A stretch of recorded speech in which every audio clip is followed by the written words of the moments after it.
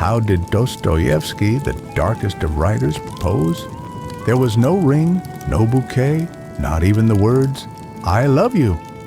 What he offered instead was the story of an old, poor painter. The one listening was Anna, just 20 years old, and she made an astonishing choice. This was no ordinary romance. It was Dostoevsky's love confession, hidden within a tale. And it was answered earnestly by Anna, and the story of how she came to marry the man behind the darkness.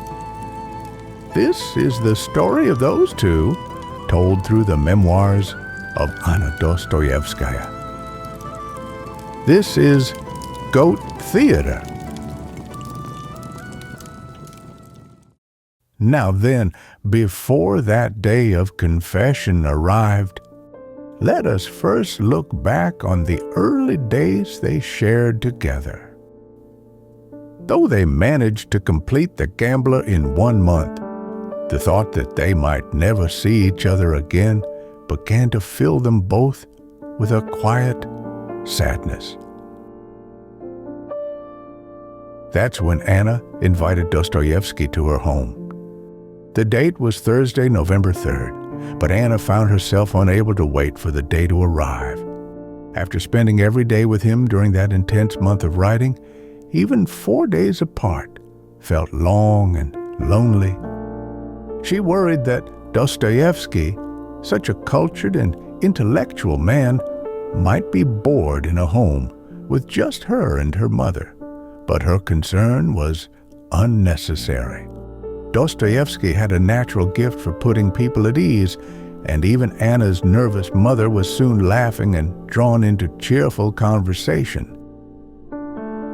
Anna observed later that, "I often saw how Dostoevsky could ease tension, even turning people who were initially hostile into cheerful companions before they realized it." When we look at portraits of Dostoevsky, it's easy to imagine a stern and stubborn man. The same goes for Nietzsche and other great thinkers. They are often misunderstood as distant and unapproachable figures. But through Anna's words, a completely different image of Dostoevsky comes to life. He appears warm, gentle, and deeply human. His writings are filled with overwhelming insight into the human soul. And as you read them, there are moments when you can't help but feel he may have loved humanity more than anyone else. In the Brothers Karamazov, for example, each character holds to their own beliefs. They argue, question, and speak as if they were truly alive. As you enter that world, it becomes hard to tell what Dostoevsky himself actually believed. Conflicting ideas continue to clash and evolve, and before you realize it, you're pulled right into the storm. That kind of writing is only possible with a vast heart and a deep understanding of human nature.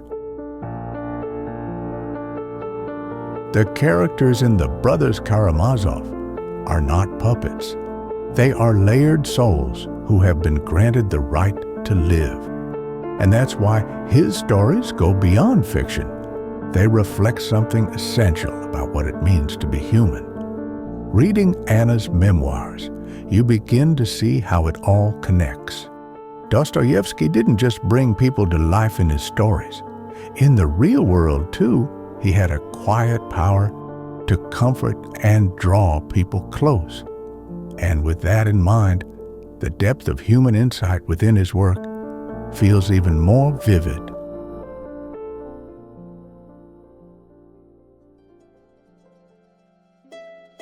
Now then, let's return to the story of Dostoevsky and Anna. On November 3rd, Dostoevsky visited Anna's home and spent a lovely afternoon with her and her mother. But just a few days later, he found himself wanting to see her again. He couldn't help himself. He showed up at her door without warning. A little embarrassed, he said with a smile, I came to visit you just last Thursday, and here it is only Sunday.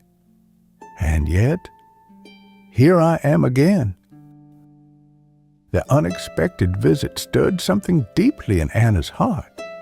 As he was leaving, Dostoevsky turned to her and said, "I need your thoughts on crime and punishment. Would you come to my home the day after tomorrow?" It was November 8th, a clear and chilly day. Anna visited Dostoevsky's home once again. As soon as he heard her voice, Dostoevsky rushed out from the next room as if he had been waiting for her. With a smile, he explained that a new idea for a novel had come to him, but he just couldn't figure out how to end it. He said he wanted to hear Anna's thoughts because he didn't quite understand the psychology of a young woman. Anna's heart stirred. The great Dostoevsky was asking for her opinion, and for her, nothing could have been more meaningful. It felt like such an honor to think that my knowledge could be of use in the work of such a master. I asked him, "What kind of person is the main character of your story?" Dostoevsky answered, "He's a painter, a man who's no longer young. Simply put, he's the same age as I am." With that, Dostoevsky began to speak. As Anna listened to him speak, a realization slowly dawned on her. The more he talked, the more I understood. This was no fictional story. He was speaking about himself, only with names and details changed. As the story went on, I began to see it all unfold. His relationship with his late wife and his family, his youth and the sudden death of his father, the fate that had stolen 10 years of his artistic life, his unbearable illness, his return to daily life, his encounter with a woman he loved, the pain that followed, the death of his brother, poverty, and the weight of debt. Then Dostoevsky moved to the heart of his story and continued. The painter meets a young woman at a gathering of artists, and the more time he spends with her, the more deeply he grows fond of her. Eventually, he becomes convinced that he could find happiness with her. But at the same time, the dream begins to feel impossible. He is old, he is sick, he is drowning in debt. What could someone like him possibly offer to a young and healthy woman except a life of sacrifice, of regret, of sorrow? Can two people so different in age and nature truly love each other? Would that kind of love be false at its core? Anna, this is what I want to ask you. It was then that Anna realized this was no story at all. Dostoevsky was confessing his love to her, and she replied, "I love you. I will love you forever." In that moment, it all felt like a dream. Her heart overflowed, and she was filled with a happiness too big for words. So full, so sudden, so unreal, she could hardly believe it was really happening. To confess love through a story that could only be Dostoevsky. This is how Dostoevsky and Anna came to be married on February 15, 1867. They got engaged just 1 month after meeting and were married 4 months later.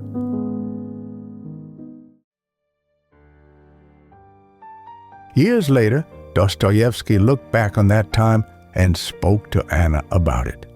His relatives and friends loved him.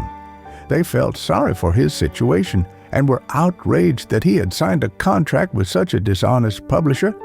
They scolded him and offered all kinds of advice. But Dostoevsky said, "All of it, just words, nothing but words." Though many seemed to care, not one of them actually reached out a hand to help. The only one who quietly stayed by his side and truly helped him was Anna. She didn't cry or shout. She didn't accuse or complain. She simply kept taking dictation calmly and steadily. Dostoevsky said, "Imagine this. A total stranger, a young woman I had only just met, suddenly walks into the very heart of my suffering and, without a single outburst, without anger, without blame, she tries to save me, not with words, but with her work." In those days of writing together for the first time, Dostoevsky felt he no longer had to despair. Do you remember the moment we counted those pages we had written together side by side? That gave me hope and the energy to go on writing. The pages they counted, the days they endured together, all of it became the strength that kept Dostoevsky alive. And in his heart he thought, what a noble soul, not just words. She truly felt compassion and tried to pull me out of crisis. That kind of genuine sympathy was an endless joy for me. Dostoevsky told Anna that because of his age, his illness, and his debts, he was not worthy of a young and healthy woman like her. But Anna did not simply accept those words. "You're exaggerating," she said. Without hesitation, she insisted that their age difference didn't matter. She believed with all her heart that if they loved each other, they could be happy together. Still, she had a different fear. What troubled her was not Dostoevsky's flaws, but whether she was truly worthy of standing beside such a great writer. She said, "What worries me more is that a man as gifted and educated as you has chosen someone like me, a young woman with little education and no real understanding." Dostoevsky lamented his age and his frail health, but to Anna, those things seemed small and unimportant. To her, the real question was whether she could walk beside this extraordinary man and keep up with his world. She did not just accept his words passively. She kept asking herself, what kind of person must I be? How can I be equal in this bond? She didn't just receive love. She gave love back. Her love was never one-sided. While Dostoevsky worried that he was not good enough for her, Anna was worried that she was not good enough for him. So he kept telling her again and again how wonderful she was, trying with all his heart to ease her fears.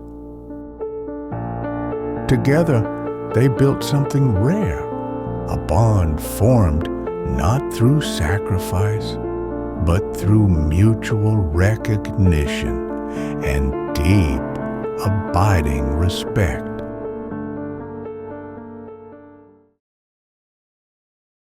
After their marriage, Anna came to understand Dostoevsky more deeply. She came to see not only his genius, but also the harsh reality that surrounded him, his suffering, his fragility, and the unrelenting demands of those around him. Whenever money came in, it vanished almost immediately. Whenever Dostoevsky received a decent sum from his publishers, family members and relatives would soon arrive. Each of them would plead for help, and Dostoevsky, unable to turn them away, gave away the money without hesitation. Anna was shocked to witness this. She thought, we finally had a chance to repay the debts. But by the time that thought crossed her mind, the money was already gone. There was another heavy burden Dostoevsky carried, his gambling. At times, he gave in to the pull of the roulette table and bet sums large enough to endanger the household budget. But Anna never blamed him. She accepted this side of him, watched him, stood by him, and later said she came to understand that he needed roulette. In time, Dostoevsky was able to break free from gambling completely. Even his epileptic seizures began to ease as he settled into a quieter life with Anna. In Dostoevsky's world, Anna was not simply a wife. She was his salvation. They would go on to face many more crises and hardships, but each time they endured them together, and their bond grew even stronger. It was a rare and extraordinary marriage. Every hardship brought them closer. They faced each trial side by side, and each time their bond grew stronger. Dostoevsky's final masterpiece, The Brothers Karamazov. At the very beginning of that book, Dostoevsky wrote a simple dedication. He wrote Anna's name. The Brothers Karamazov was the crowning achievement of his life, a work shaped by everything he had lived through and struggled for. And in order to bring it into the world, he needed the one person who had been his greatest support, his wife, Anna. If Anna had not been there, Dostoevsky might have been crushed by debt, trapped forever in gambling, or even taken by illness. If that had happened, The Brothers Karamazov might never have been written at all. Knowing this, Dostoevsky expressed his gratitude in the most direct and heartfelt way. At the opening of his final novel, he wrote, "To Anna Grigorievna Dostoevskaya." She was his hope. She was the person he loved most. She was the one who stood by him with everything she had. And if Anna had not been there, we might never have held the Brothers Karamazov in our hands, or any of the works that carried the depth of his final years. Thinking of that, our hearts fill with gratitude for her.